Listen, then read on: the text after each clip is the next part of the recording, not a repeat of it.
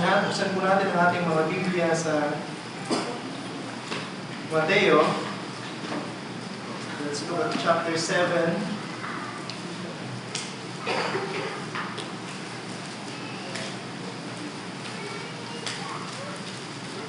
Mateo chapter 7 verse 12. Mateo chapter 7 verse 12. Babasahin ko po sa Tagalog. Kaya anumang bagay na ibig ninyong gawin sa inyo ng mga tao, gayon ang gawin ninyo sa kanila, sapagkat ito ang kautusan at ang mga propeta. Narinig niyo na po ba yung kasabihan, you cannot give what you do not have? Pakinggan niyo na ba yun? It's a famous saying. Pag tinayin sa internet, maraming lalabas na results dyan. You cannot give what you do not have. Alam niyo po, yung kasabihan na yan ay puno ng maraming katotohanan, pero ang kahulugan po niyan ay depende kung saan perspective ka nanggagaling. Bibigyan ko po kayo ng example. Si Michelle DeVille, hindi niyo siya kilala, who calls herself a life coach, ay isa rin namang speaker sa mga conferences and author ng mga aklat. She defined this saying from a very, very selfish point of view. Sabi ko sa inyo kanina, it depends how you put meaning into the saying. Ganito yung binigay niyang meaning. Please allow me to quote her in English. She said, I was not until I recognized that I was not giving those things to myself, that I was able to understand why it was a challenge to give those things to others. It hit me that you can give what you don't have! Exclamation point. And then she continued, how could I completely love another if I had not yet learned to love myself? Okay. Then she continued, how could I truly value anything around me if I did not value myself? How could I trust others if I struggled with trusting myself? How could I forgive if I had not yet forgiven myself? It's a very, very selfish point of view. Alam niyo po kung ilang sentences meron yung quotation na yun? Only 6 short sentences. Pero dun sa 6 short sentences na yun, we have 18 references to the self. Mas marami kayong references to the self sa number of sentences na meron siyang binigay. Now, this is a reflection of how people of this world put so much value to self. Ganyan ang mga tao sa mundong ito. Sobrang taas ng kanilang pagpapahalaga sa kanilang sarili, wala nang ibang importante kundi sila.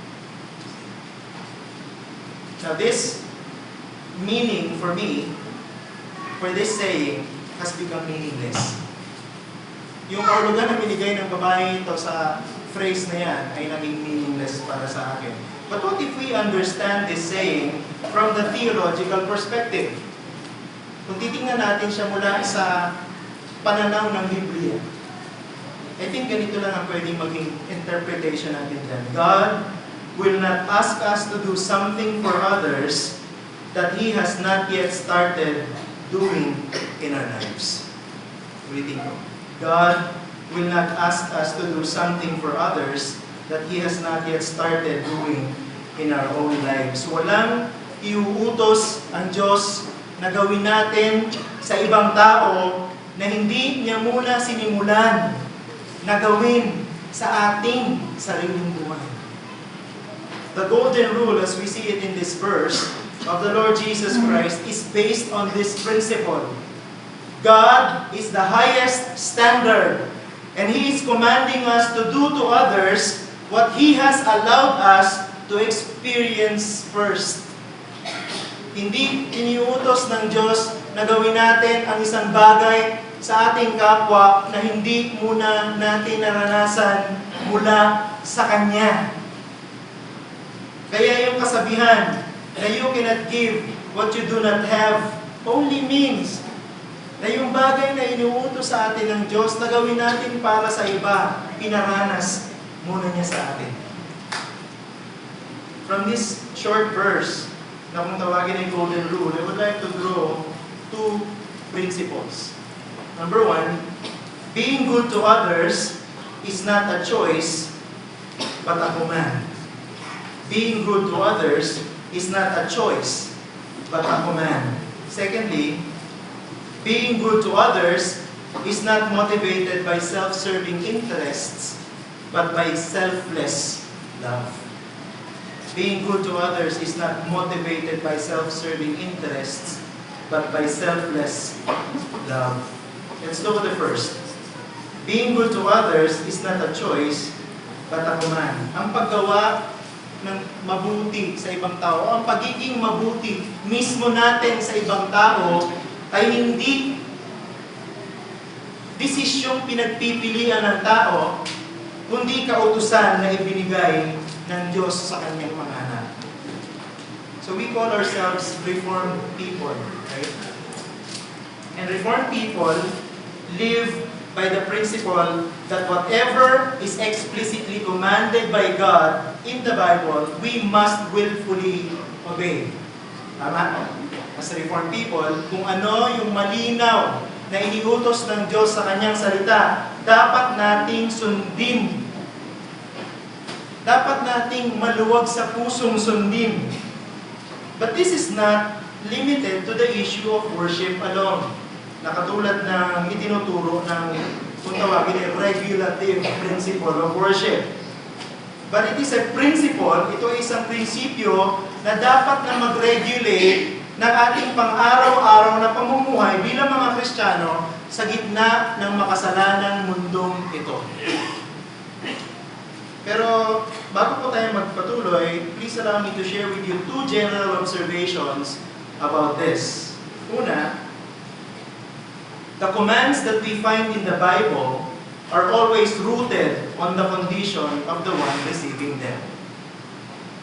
Ang mga utos na makikita natin sa Biblia ay laging nakaugat sa kondisyon ng mga tao na tumatanggap ng utos na ito. Ngayon ang tanong, ano ibig ko sabihin? Pag pinag-aralan niyo po yung Sermon on the Mount, kung saan itong Matthew 7:12 ay kasama, makikita niyo po doon na ang Panginoong Jesucristo, siya ay nagpasimula by describing the Christian character.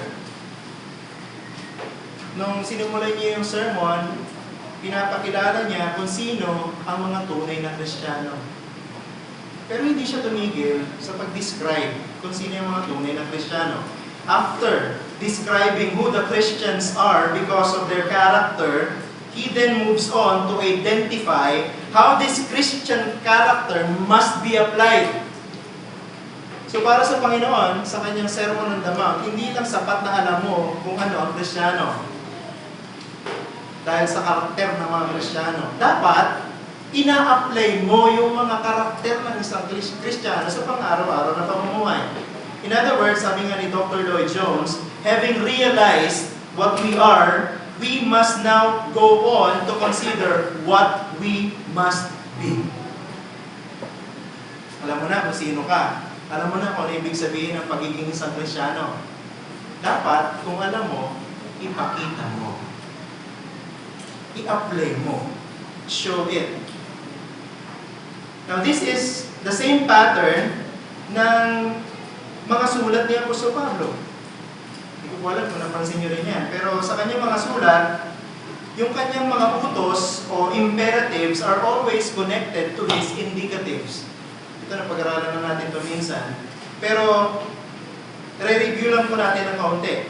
Si Apostol Pablo, whenever he writes sa mga epistles niya, he will remind us first who we are because of Christ and what He has done for us. Laging ganun. Like for instance, sa Romans chapter 1 hanggang sa Romans chapter 11, ipinakilala ni Apostol Pablo kung ano, Ebanghelyo. At kung ano ang ginagawa ng totoong Ebanghelyo sa mga makasalanan ng katulad mo at sa mga makasalanan ng katulad ko. Pero pagkatapos nun, mag-i-enumerate na siya ng kanyang mga commands based on the new identity of the Christian. Sa Romans, sa chapter 11, sa chapter 12 and onwards, makikita mo naman doon yung mga tinatawag na imperatives. Yung mga utos na nagmumula sa sulat ni Apostol Pablo ay nakaugat doon sa katotohanan na kung sino yung Kristiyano kay Kristo, kung ano yung kanyang kalagayan, kung ano yung ginawa ni Jesus para sa kanya. Therefore, only true Christians are expected to obey the commands in the Bible because only Christians possess the ability to do so. Yan ang point na gusto ko sabihin doon. Tayo ng mga Kristiyano ang inaasahan susunod. Sapagkat tayo na mga totoong Kristiyano ang binigyan ng Diyos ng kakayahan na magawa ito. Second observation. The commands we have in the Bible are oriented to the glory of God and to the benefit of others. Okay, magtaka kung bakit wala ang self. Tayo po ay sumusunod sa Diyos at sa Kanyang mga utos sapagkat sa paggawa natin ito, binibigyan natin siya ng lugod. Tayo po ay sumusunod sa mga utos ng Diyos sapagkat sa paggawa natin ito, tayo ay naglilingkod para sa interes ng iba. This principle is contrary to what the world teaches us. Di ba? Sa mundo, unahin mo muna ang sarili mo bago ang iba. Sa Christian worldview, ang sinasabi sa atin, ang Christianity is characterized by the marks of true disciples and self-denial is on the top of the list. Sa pagiging Kristiyano, ang nauna ay ang kaluwalhatian ng Diyos, sumusunod ang interes ng iba, huli ang sa sarili. Self-denial is on the top of the list of the marks of true disciples of Christ. Therefore, the commands of God are other-centered. Yung mga utos ng Diyos sa Biblia, most of the times, ay nakasentro sa iba. Sino yung iba? Ang Diyos at ang ibang mga tao. Pero hindi sa sarili. Ito pong pinag-aaralan nating verse ay alam nyo rin na kilala sa tawag na golden rule. At ito rin ang summary, kami naniniwala, ng mga turo, ng mga matataas na turo ng Panginoong Jesucristo na may kinalaman sa pag-uugali ng isang Kristiyano o yung tinatawag na ethical teachings. Ito yung pinaka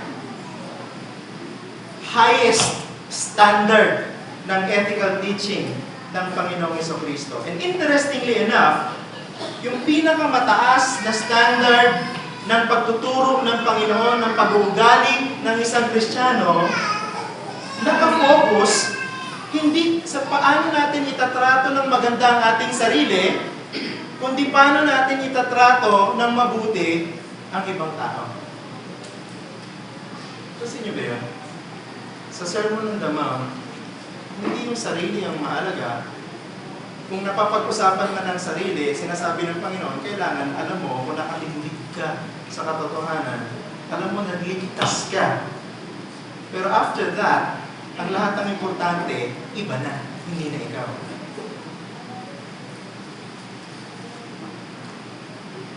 The Lord Jesus understands us so much. Kilalang kilala tayo ng Panginoong Jesucristo na hindi niya pinayagan na tayo na lang basta ang magdesisyon patungkol sa bagay na ito. Alam kasi niya na pag iniwanan niya tayong mag-isa para pagdesisyonan ang mga bagay na may kinalaman sa pakikitungo natin sa ating kapwa, tayo ay mag-ooperate on the basis of rights. Karapatan ko, ang uunahin ko, karapatan ko at interes ko, ang bibigyan ko ng importansya o higit na pagpapahalaga kaysa o bago ang sa iba. Papaalalanan ko po kayo mga kapatid, katulad ng narinig natin din kaninang umaga, that after conversion, we are no longer in control of our own will. Matapos tayong i-regenerate ng banal na Espiritu, matapos tayong lumapit sa Panginoong Jesucristo sa pamagitan ng pananampalataya at pagsisisi, hindi na tayo at ang kalooban natin ang pinaka-importante o pinakamahalaga. Sa bagong tipan, mayroong nag-iisang metaphor or description na madalas gamitin para ipakilala kung sino ang mga tunay na tao ng Diyos. Alam niyo kung ano yung metaphor na yun? It is the image of a slave. Image of the slave. Yes, hindi nga yung salitang Christian eh. Sa atin, sa panahon natin yun, madalas natin gamitin yung salitang Christian. Pero sa New Testament, mas madalas gamitin yung slave o alipin ng Panginoon. Kasi yung salitang Christian, 3 beses lang ang ginamit sa Biblia. 2 sa Book of Acts. Acts chapter 11 verse 26, Acts 26 verse 28, at isa sa 1 Peter. 1 Peter 4:16. 3 times lang. Pero yung salitang alipin ni Kristo, paulit-ulit na sinasabi o ginagamit ng bagong tipan.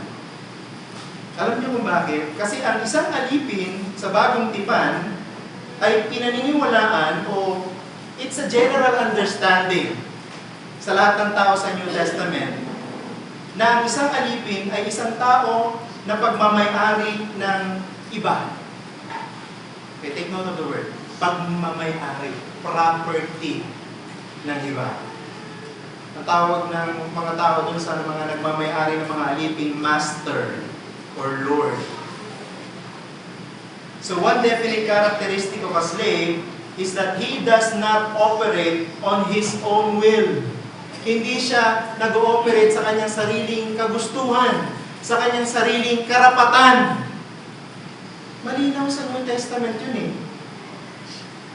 Sa madaling salita, the will of the master is the will of the slave. Ang kalooban ng Panginoon na nagmamay-ari sa kanya, yun ang kalooban niya. Whatever the Lord or master wants is what the slaves want for themselves. Ito yung larawan ng alipin eh. Ito yung larawan dapat ng mga Kristiyano eh. Kaya ang anumang pag-uugali na kumukontra doon sa tinuturo ng Biblia na ang isang Kristiyano ay isang alipin ni Kristo na hindi na ang kanyang kalooban ang importante, hindi na ang kanyang karapatan ang importante, nagre-rebelde sa kanyang Panginoon. And this is the reason, ito yung dahilan why being good to others na inuutos sa atin ay hindi isang choice. It's not your choice. Hindi yan karapatan mo o hindi yan pagpipilian mo lang. Hindi mo yan gagawin dahil gusto mo lang at ayaw mong gawin pag ayaw mo. Ang pagiging mabuti sa iba, ang pagtrato sa iba ng nararapat ay utos ng ating Panginoon. In other words, hindi natin ito pwedeng hindi gawin. Kasi kung naiintindihan mo na ikaw ay alipin na walang kalooban sa iyong sarili, kundi kung ano yung kalooban ng Panginoon, kung yun ang gusto ng Panginoon, sabi ng Panginoon dito, kaya anumang bagay na ibig ninyong gawin sa inyo ng mga tao, gayon ang gawin nyo sa kanila, yun ang gagawin natin. Tama? Pero ako naniniwala na ang Panginoong Jesucristo, hindi lang siya may intensyon na turuan tayo ng pagpapasakop sa talatang ito. Hindi lang intensyon ng Panginoon na turuan tayo na sumunod.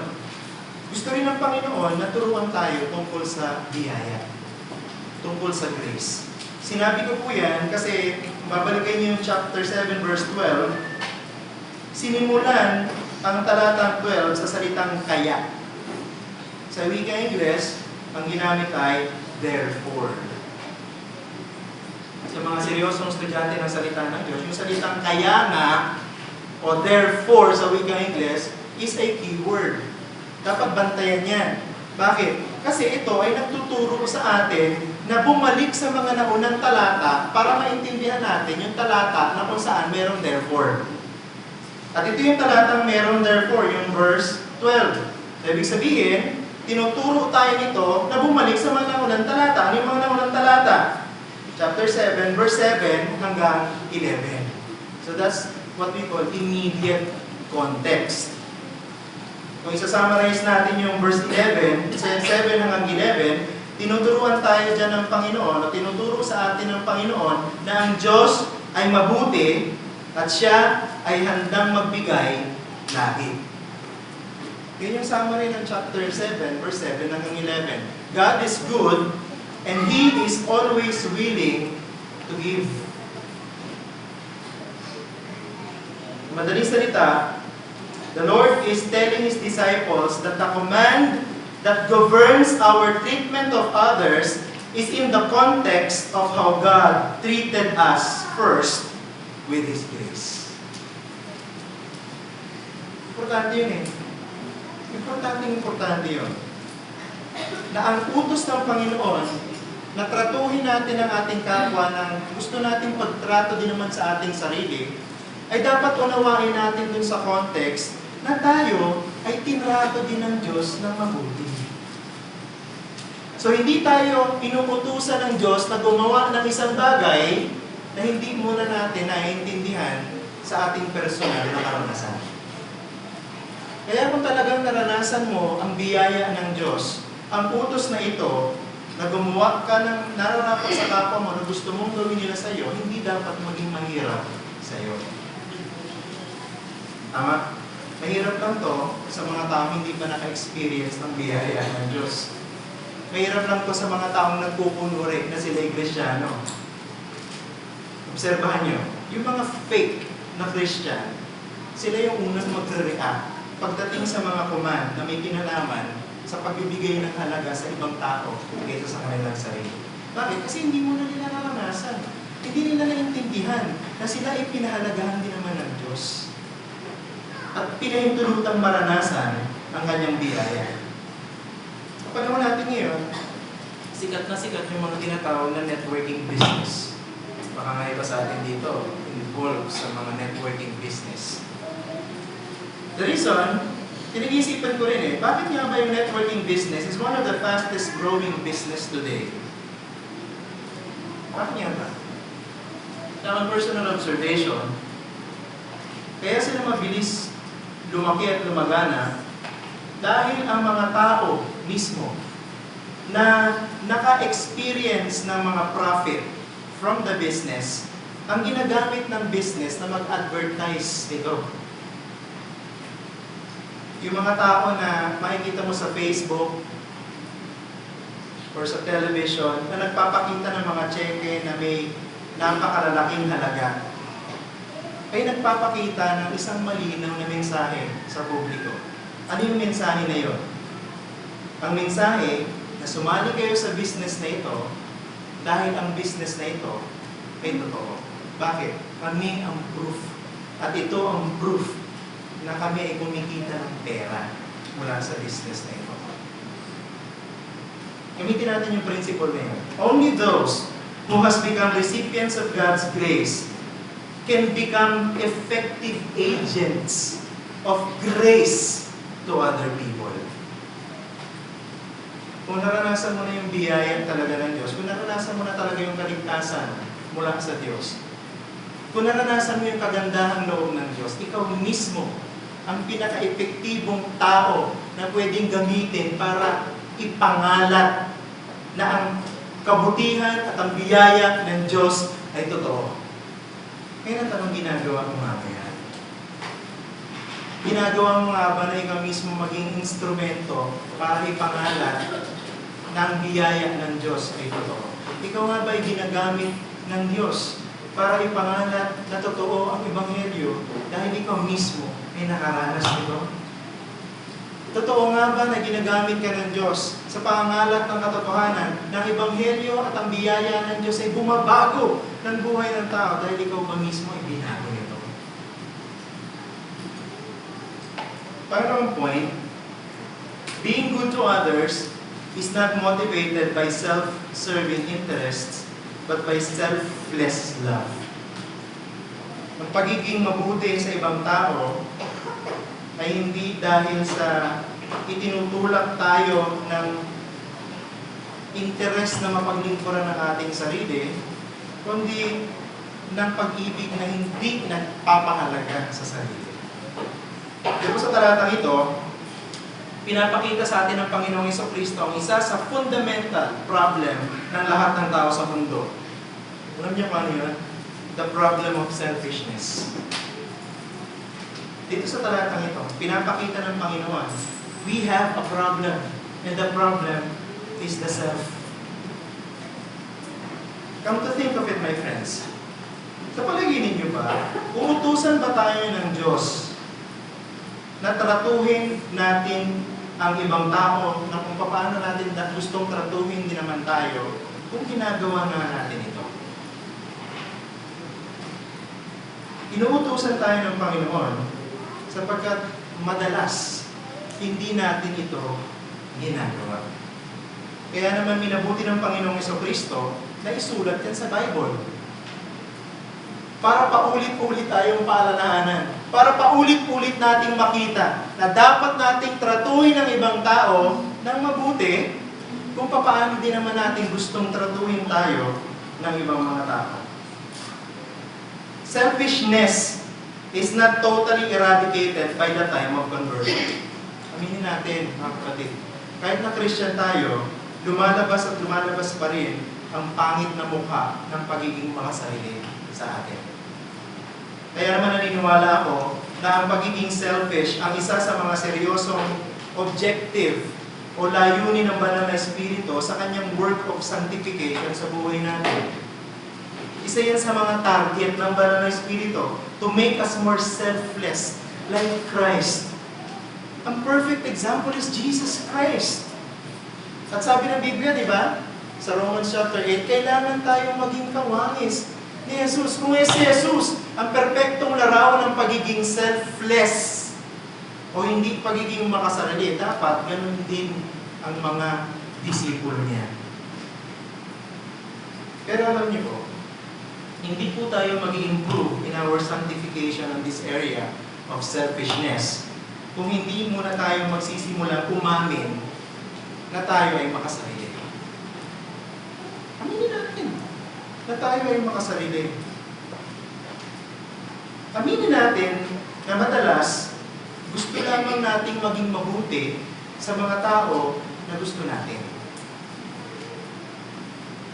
Aminin natin na sa maraming pagkakataon, pag sinusubukan natin maging mabuti sa mga tao na ayaw natin, ang feeling natin, plastic tayo. Kailangan lang ba na tayo ay makisalamuha sa mga taong komportable tayo?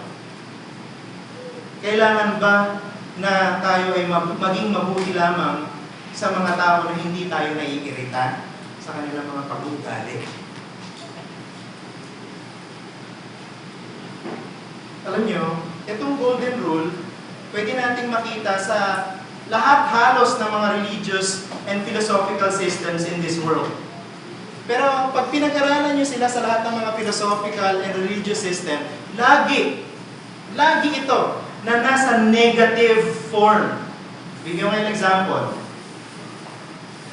Ang isang Greek philosopher na pangalan na Epictetus, ganito yung form niya ng golden rule. What you avoid suffering yourself, do not afflict on others.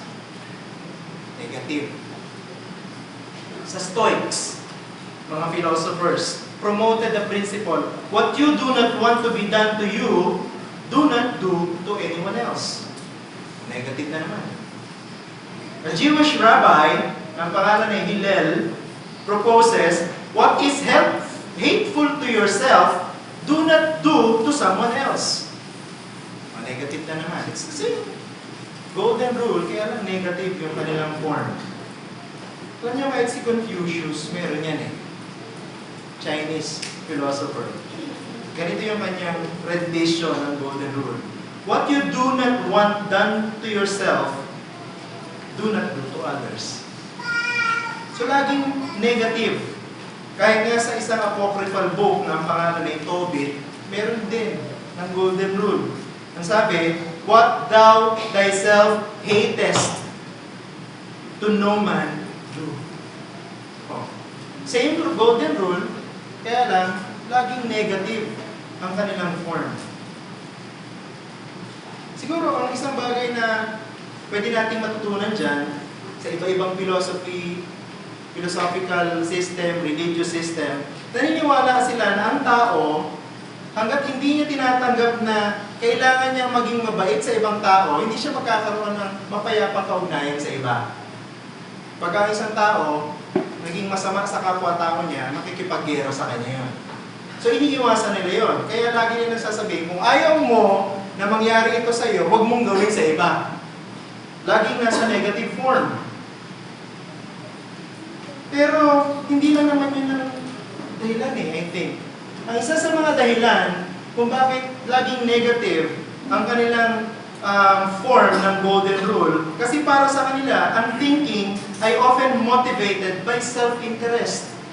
Ano ibig sabihin? The motivation is basically selfish restraining from harming others in order that they will not harm them. Yun yung laging filosofiya Ayokong masaktan. So kung ayaw kong masaktan, hindi ko rin sasaktan yung iba. So anong interest? Anong motibasyon? Preservation ng sarili. Protection ng sarili. Ayaw nila na may masamang mangyayari sa kanila. Kaya hindi sila gumagawa ng masama sa kanilang kapwa. Yung mga negative form na yan ng rule, hindi yan golden. Alam mo kung bakit? Kasi napaka-pragmatic. Ibig sabihin, gagawin mo lang yung isang bagay na yan kasi epektibo para sa'yo. So kung hindi mo nanakawin ang pagmamayari ng iba, hindi ka rin yung nanakawan. Yun ang iniisip nila. Laging protection ng sarili para maiwasan ng sakuna para sa sarili. Kaya hindi yan golden rule. Kasi ang motivation yun, takot, self-preservation, protection ng sarili. Madalas ganyan tayo. Diba? Huwag natin silang pakialaman. Parang hindi rin nila tayo pakialaman. Minsan, yung mentalidad na yun, dinadala natin sa church. Huwag natin pakialaman si kapatid para hindi niya rin tayo pakialaman. E paano kung ganito ang nangyayari? Si kapatid, gumagawa na ng kasalanan. Hindi mo pa rin ba siya papakialaman?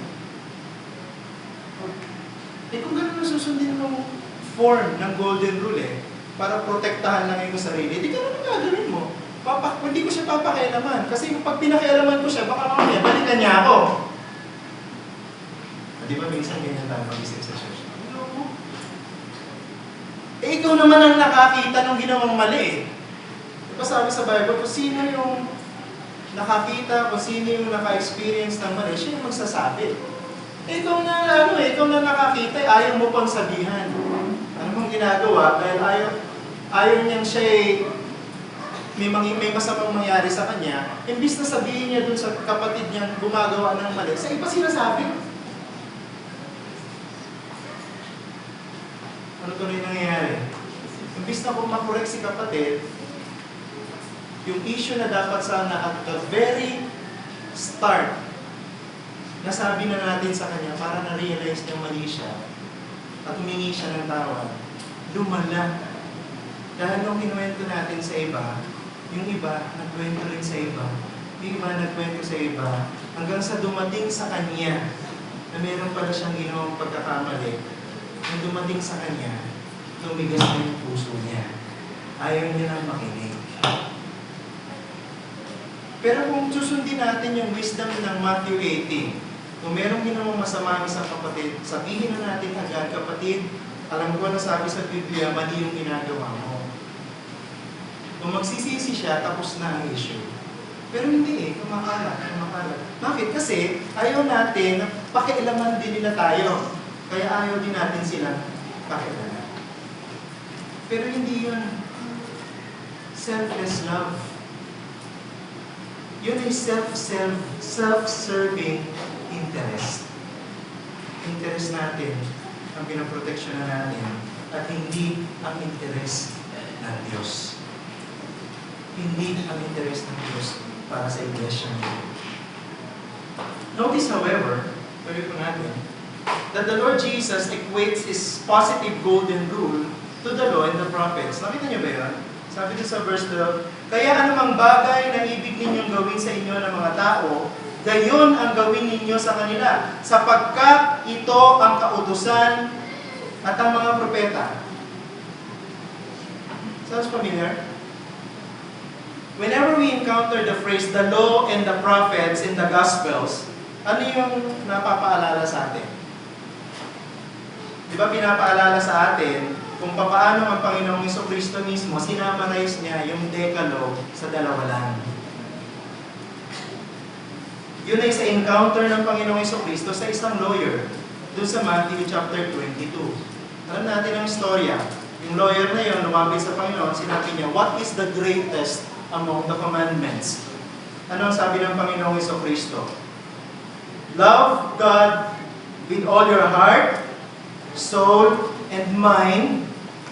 That's the first greatest commandment. And then, number 2, love your neighbor as yourself. That's the second greatest commandment. Matthew 22:37-39. Pero pag pumunta kayo sa verse 40, sinabi ng Panginoong Jesucristo, all the law and the prophets, ignore, all the law and the prophets hang on these two basic commandments. So, anong point? The positive golden rule ng Panginoong Jesucristo is motivated not by self-serving interest, but by selfless love. Yun ang motivation ng golden rule ng Panginoon. Hindi self-preservation, hindi self-protection, kundi selfless love. This makes it the greatest principle among any other principle that governs human relationships. Tayo bilang mga Kristiyano, we do not treat others with grace because we want to protect ourselves. Mula sa anumang harm o anumang kapahamakan or to ensure our own benefit. Hindi natin ginagawa ito para proteksyonan ang ating sarili. We do not become good to others simply because we want others to be good to us. Hindi rin yun eh. Hindi rin dahil gusto natin sila maging mabait din sa atin. Pagka ganyan, wala tayong pinagkaiba sa mga tao sa mundo. Kasi ginagawa din nila yan eh. Nagiging mabait sila sa atin kasi ayaw nila na maging hindi tayo mabait sa kanila. Kung ganyan din yung pagkaintindi natin sa golden rule ng Panginoong Jesucristo, wala tayong pinagkaiba sa kanila. Pero anong pinagkaiba natin sa kanila? Selfless love dictates that we do good to others without expecting anything in return. Yun yung selfless love na nagmo-motivate sa positive golden rule ng Panginoong Jesucristo. Magiging mabuti ka sa iba. Gagawin mo yung para sa interes ng iba, hindi dahil iniingatan mo ang sarili mo o may hinihintay kang kapalit. Selfless love serves for the sake of the one being served and serves in the way it likes being served, whether it ever receives such service or not. Naglilingkod ka sa iba. Yan ang sinasabi ng selfless love. At naglilingkod ka sa iba sa pamamaraan na gusto mo na paglingkuran ka rin. Pero, hindi mo hinihintay na yung pinaglingkuran mo, paglingkuran ka rin ng ganong klaseng paglilingkuran o higit pa. Ang importante, ikaw ang naglilingkod at ikaw ang naglilingkod sa iba.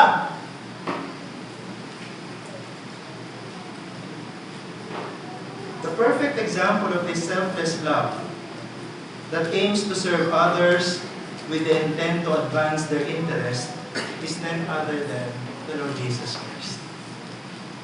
Hindi ba? Ang Panginoong Jesucristo ang nagpakita ng pag-ibig na hindi makasarili. At ang pag-ibig niya ay handang maglingkod sa iba. At iusad ang interes ng iba, hindi o higit pa sa kanyang sarili. Katulad ng isang alipin, ang kalooban ng Panginoong Jesucristo ay ano? Ang kalooban ng kanyang ama. At sinunod ng Panginoong Jesucristo ang kalooban ng kanyang ama hanggang sa kamatayan. Alam niyo kung bakit? Sapagkat sa pamamagitan lamang ng pagsunod hanggang sa kamatayan, pagsunod hanggang sa muling pagkabuhay, magagawa ng Panginoong Jesucristo ang pinakamataas na uri ng kabutihan para sa iba. At yun ay ang kabutihan na sila bilang makasalanan ay iligtas mula sa puot ng Diyos. That is the greatest or ultimate good that a person can give to another. Alam nyo, kung isusuot natin ang tamang mga antipara o salamin, ang salamin ng selfless love, makikita natin na ang utos na ito ng Panginoong Jesucristo na puno ng biyaya ay hindi natin titingnan bilang isang imposibleng katungkulan. Pagsuot natin ang tamang pananaw, makikita natin ang utos ng Panginoon sa kanyang positibong golden rule is a delightful privilege. Kasi kung ginawa ito ng Panginoon sa atin, at yung greatest or ultimate good naranasan natin, which is the salvation of our souls. Hindi ba yung pagtulong sa iba o yung paggawa ng mabuti sa iba, mas madali yung gawin? Kaya nga yung utos ng Panginoon, laging inuutusan tayo mula sa perspective ng naranasan mismo muna natin sa Kanya. Ngayon ang tanong, kapatid o kaibigan, Kristiyano ka na nga ba? Kung Kristiyano ka na, ang pagtrato sa ibang tao na mayroong biyaya ay hindi isang option. Hindi ito isang pagpipilian. Ito dapat ay way of life. Dapat ganito yung paraan ng ating pamumuhay sa pang-araw-araw. Alam ko na hindi madali na ibigin ang mga tao na maraming kapintasan. Diba? Parang hirap ibigin ng kapatid ko sa church. Tapos nakikita ko sa kanya, dami na namang pangit na ugali. Pero lagi niyong tatandaan na baka ganyan din ang tingin ng iba sa inyo. Kasi, katulad nila, isa ka lang din namang makasalanan, iniligtas ng Diyos dahil sa kanyang biyaya. At nananatili pa rin ang kasalanan sa iyo. Alam kong mahirap umibig sa isang taong hindi mo kaano-ano, at alam mo na yung tao na yung madaming kahinaan. Pero sana isipin mo, ikaw din, maraming kahinaan. Alam ko na mahirap na magpasensya sa maraming pagkakataon. Pag yung kapatid sa church, alam mo napakaraming nakakairitang mga kilos o pag-uugali. Dapat habaan natin yung ating pasensya. Kasi you may never know, others are also extending their patience with us as well. Baka tayo nahirapang magpasensya, pero ang totoo niyan, yung iba, matagal na pala nagpapasensya sa atin. Isip niyo ba yun? Baka kailangan i-tune up natin ang ating mga antipara, yung ating glasses. Baka nakikita lang natin yung malinaw para sa ating sarili. Pero hindi natin nakikita yung dapat malinaw din para sa iba. Kung hindi ka pa Kristiyano, sana ma-realize mo, kaibigan, na ang aming walang sawa na pagpapahayag sa iyo ng Ebanghelyo ang pinakamataas na uri ng pagtulong na pwede namin gawin sa iyo. Huwag mong isipin na ang pinakamataas na uri ng pagtulong ay yung pagtulong na material, o pagtulong na may kinalaman sa pera, o pagtulong na may kinalaman sa trabaho. Alam mo, ang isang tao, pwede niyang makuha ang lahat ng bagay sa mundong ito. Pwede siyang magkamit ng napakaraming kayamanan sa mundong ito. Pero mawala naman o mapahamak naman ang kanyang kaluluwa. Sabi yan sa Mark chapter 8, verse 36. Alam niyo, yung mga tao lamang na nagtitiwala kay Jesucristo ang mag-enjoy ng lahat ng spiritual na ari-arian. At yung mga spiritual na ari-arian na yan, or inheritance na yan, tinatamasa na natin ngayon. Pero huwag niyo isipin na hanggang spiritual lang ang blessing ng Panginoon. Kasi darating ang panahon, nabibigyan niya rin sa atin ang lahat ng material na inheritance. Tandaan ninyo, itong mundo na to ay pamamana niya sa kanyang totoong iglesia. Bagong langit at bagong lupa. At yan ay hindi spiritual. Yan ay physical. So kung ngayon, wala kang physical na kayamanan, hintayin mo yung panahon na ibibigay ng Diyos sa iyo ang buong mundo. At yun ay may enjoy mo. Hindi lang pansamantala. Yan ay may enjoy mo habang buhay. Manalangin mo tayo.